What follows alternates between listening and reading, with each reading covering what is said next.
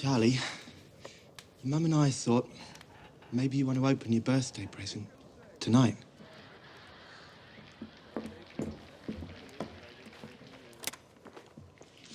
Here you are.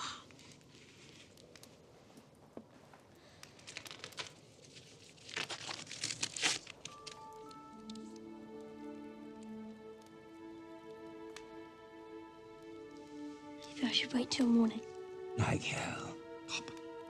Altogether, we're 381 years old. We don't wait.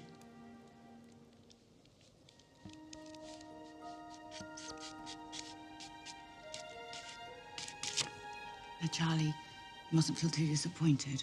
You know, if you don't get the... Whatever happens, you'll still have the candy.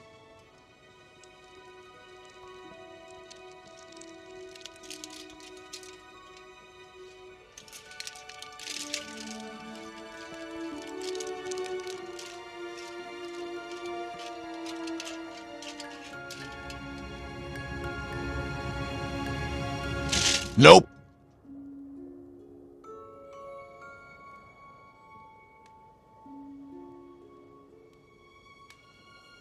Ah, well. That's that.